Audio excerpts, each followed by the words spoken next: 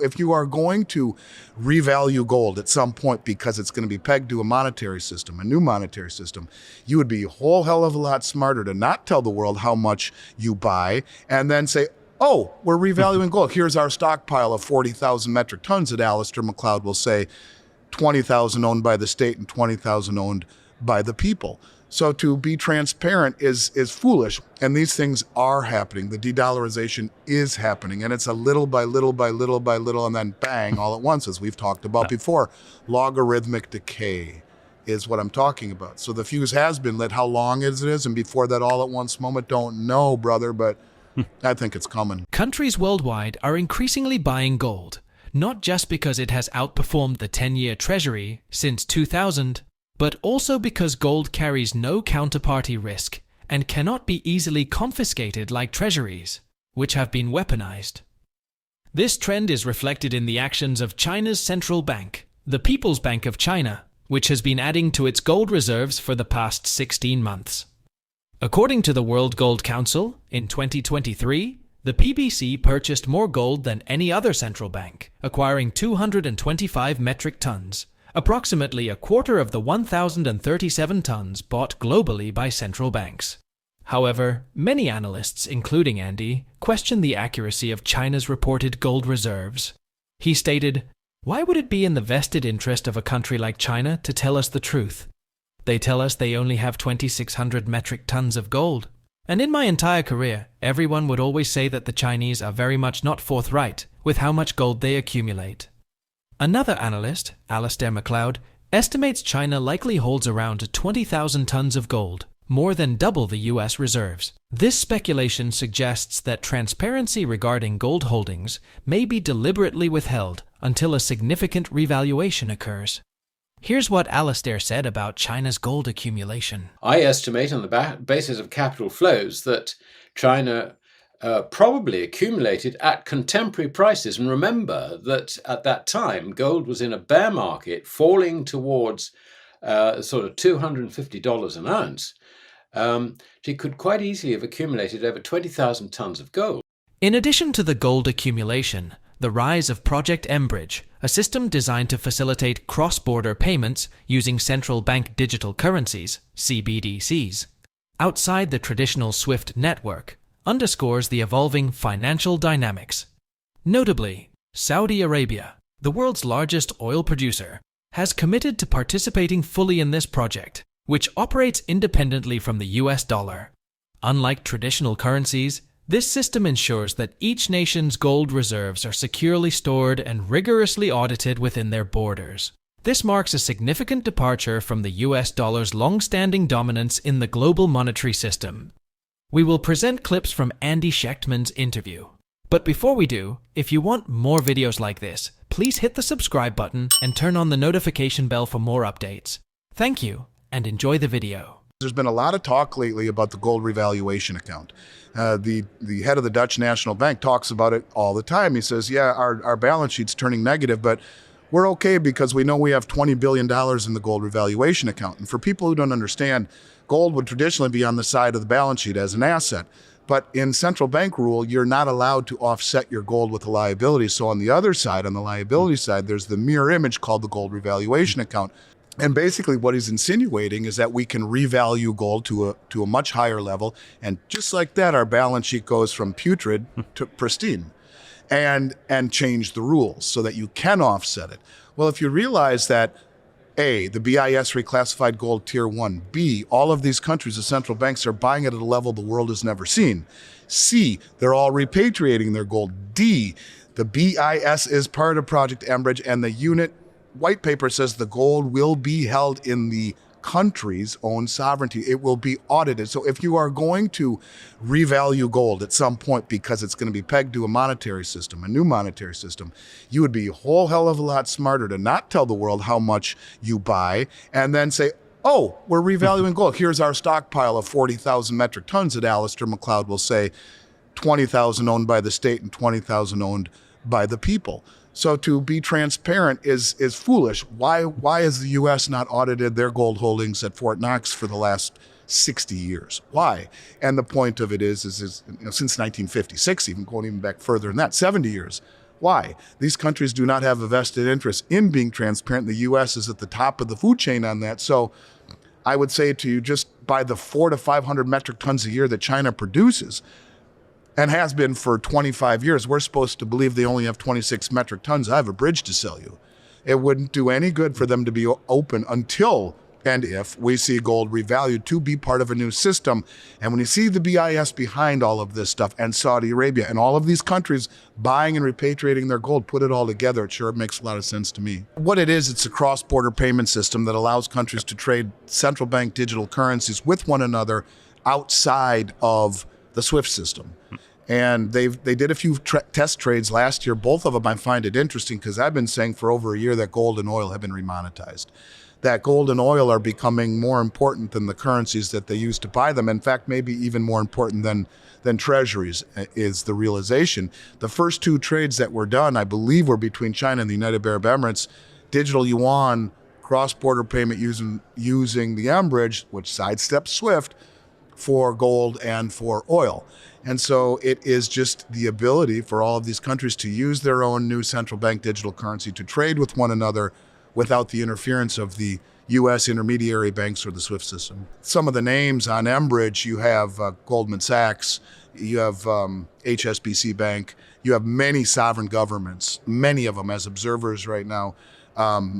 But when you look at the U.S., you are far more of a person who tells the truth and gives news than the mainstream media in the United States does. The mainstream media in the United States doesn't do a bad job of telling us what's happening. They do no job. They create divisiveness, but they don't tell us what's happening around the globe. People can't get out of the way, Kai, what they never see coming.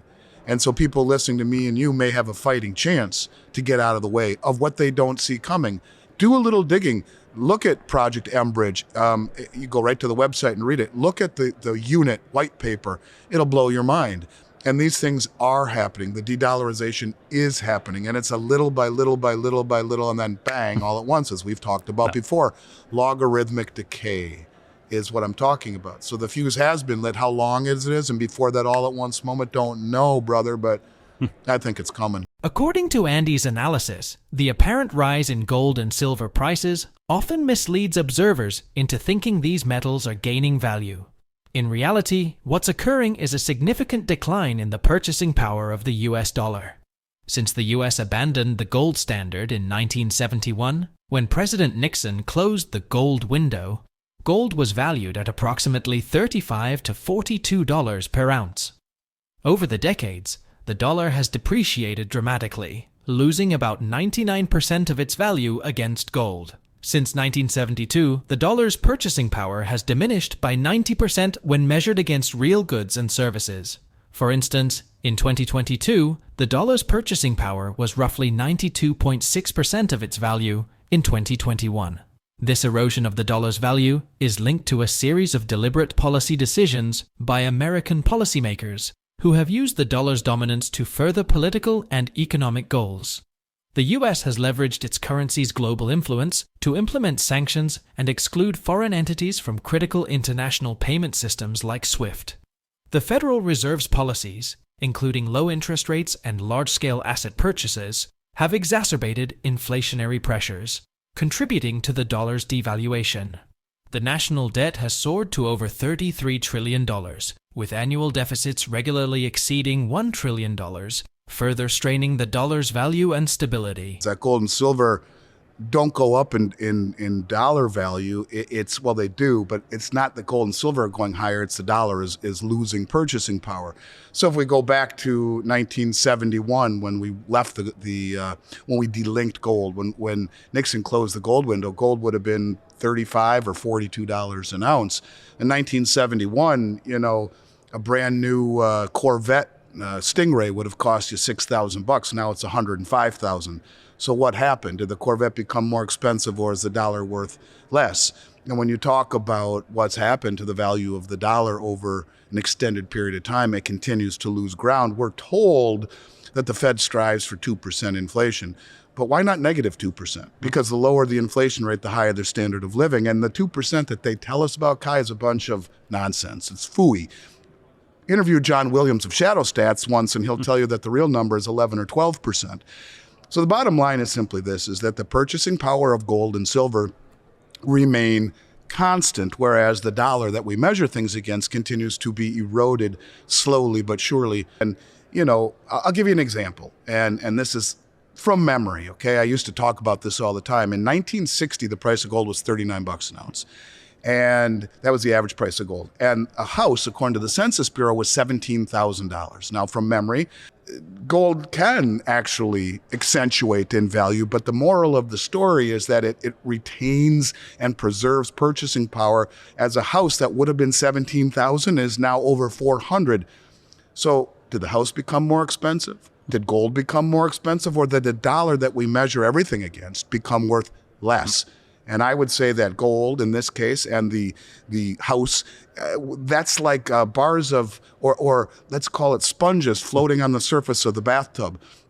I apologize. What I meant to say is that gold is sitting on the ledge of the bathtub. When you pull the plug on the dollar, it's not that gold got higher. It's just that the dollar that we measure it against fell further and further and further, and you're looking up at the value of gold. The house would have been a sponge floating on the surface, but the point of it is that it's not that the house got more expensive. It's not that gold got more expensive. It's that the dollar continues to be eroded out from underneath us. The argument was that if you go to the Shanghai Metals Exchange website, you'll see starting the second week of March, 4 banks, Standard Chartered, HSBC, JP Morgan, and Deutsche Bank, all showed up one week after the other, after the other, after the other.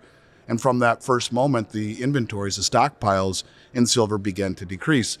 They're trading upwards ends of 2.9 billion ounces of silver per day, which is 3.5 times yearly global mine supply on the LBMA, who will admit to you it's the second lowest or the lowest amount of silver that they've had in the 140-year history of the exchange since they started keeping records.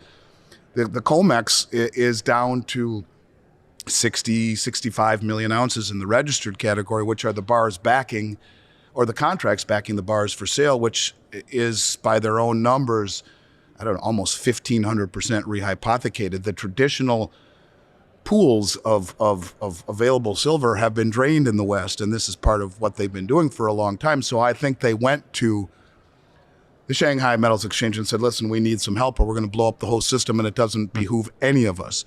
The fact that they're selling silver at a $4 premium to the Western price means they didn't make it easy on those banks. And did they get a better price? Probably.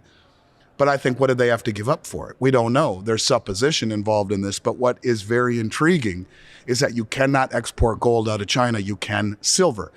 If you realize that, why else would these bullion banks show up at the Shanghai Metals Exchange if you can't take out gold, but you can silver? And then the stockpiles began to fall. Right at the same time, they tell us that the Western supply is as low as it's ever been. Putting two and two together using Occam's razor, one would think that's why they were there.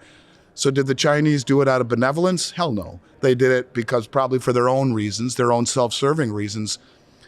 Wouldn't do them any good to see the whole system blow up this early in the game if they're trying to.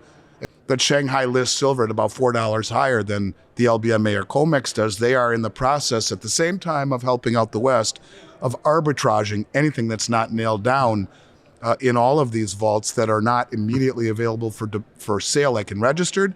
There are a lot of investors out there who are holding silver in the eligible category or hidden in coffers at the LBMA where it's not for sale publicly, that are entertaining this arbitrage. So yeah, I think it's one of these deals where China hasn't given up on silver even a little bit, but I think they did it to keep the game going a little bit. If China continues its unprecedented gold accumulation while maintaining secrecy, it could have far-reaching implications for the global economy. This might prompt other nations to reconsider their reserve strategies, leading to a broader de-dollarization trend and potentially increasing market volatility while boosting demand for alternative currencies and assets. How might China's secretive gold accumulation impact global prices and market dynamics? Share your thoughts in the comment section below. Also, ensure you like this video, subscribe to the channel, and turn on post notifications for more videos like this. Until next time.